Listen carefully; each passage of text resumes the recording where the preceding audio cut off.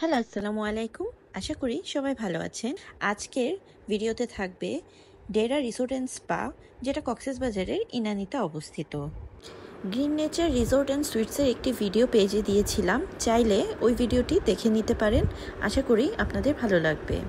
আমরা এখন ডেরা রিসোর্টে চলে এসেছি, আর এই রিসোর্টটির এন্ট্রেন্সটা খুবই সুন্দর, আর এখানে পার্কিং স্পেসও যথেষ্ট বড়। আমরা এখন যাচ্ছি রিসেপশন এরিয়াতে চেক ইনের জন্য। আর এখানে রিসেপশন এরিয়া এক জায়গায়, আর হোটেলের রুমগুলো অন্য জায়গায়, সেটাও আমি দেখাবো ভিডিওতে, সাথেই থাকুন। আমরা চলে এসেছি রিসেপশন এরিয়াতে, আর এখানে চেক ইনের সব ফর্মালিটিস এখন কমপ্লিট করা হচ্ছে। আর তাদের লবিটা সুন্দর, সিটিং অ্যারেঞ্জমেন্টও অনেক ভালো। আর এখানে একটা ক্যাফে টাইপসের আছে, কেউ চাইলে এখান থেকে কিছু কিনে খেতে পারবে। এর মধ্যে আমাদের ওয়েলকাম ড্রিঙ্কসও চলে এসেছে। ওয়েলকাম ড্রিঙ্কস খেতে খেতে এখানে সামনে এই ধরনের একটা ভিউ দেখা যাবে, যদিও বিচ এখান থেকে দেখা যাচ্ছে না।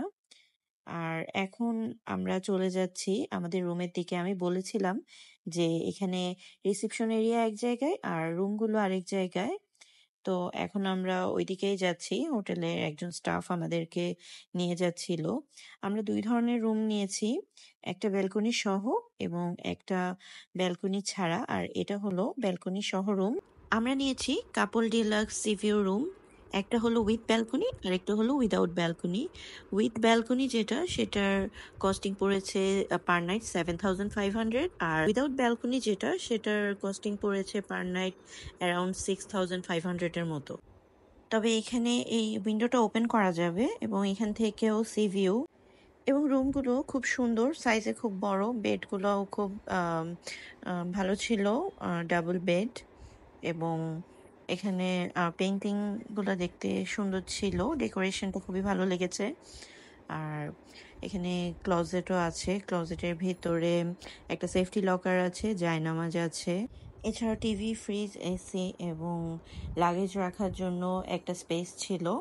আর ওয়াশরুমটাও যথেষ্ট বড় ছিল, এখানে সব অ্যাক্সেসরিজ দেওয়া আছে, সব অ্যামিনিটিস এবং টাওয়েল ছিল। আর শাওয়ারের জায়গাটা সেপারেট করা।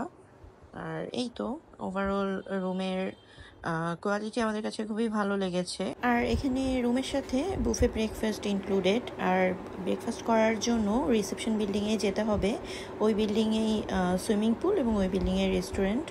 আর রেস্টুরেন্টে যাওয়ার পথটা পুরোটাই বিভিন্ন ধরনের ফুলের গাছ দিয়ে ঢাকা, ব্যাপারটা খুবই ভালো লেগেছে। আর এই রিসোর্টে অনেকগুলো ছোট ছোট বিড়াল আছে, খুব কিউট টাইপের।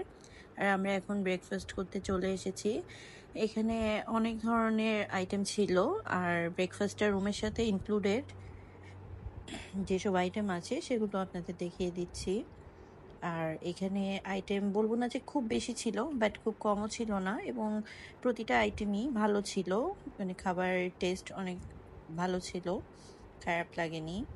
আমরা যেহেতু এখানে ঈদের সময়টা এসেছি, এখানে তখন অনেক বেশি রাশ ছিল, এখানে সিট পেতে অনেকক্ষণ ওয়েট করতে হয়েছে, এই ব্যাপারটাই একটু খারাপ লেগেছে। ওভারঅল এখানে খাবারের টেস্ট নিয়ে কমপ্লেন নেই, খাবারের টেস্ট ভালো ছিল। ব্রেকফাস্টের সময় ছিল সকাল 7:30 থেকে 10:30 পর্যন্ত। আর এখানে অনেক ধরনেরই ব্রেকফাস্ট আইটেম ছিল, আর আপনাদেরকে এগুলো দেখিয়ে দিচ্ছি কি কি ধরনের আইটেম ছিল। যে যেই ধরনের ব্রেকফাস্ট পছন্দ করে, ব্রেড বাটার হোক বা কর্নফ্লেক্স হোক, সবই ছিল। এরপরে লাস্টে শেষ করেছি 1 কাপ কফি দিয়ে। একই বিল্ডিংয়ে রয়েছে সুইমিং পুল, এরপরে আমরা সুইমিং পুল এরিয়াটা একটু দেখতে গেলাম।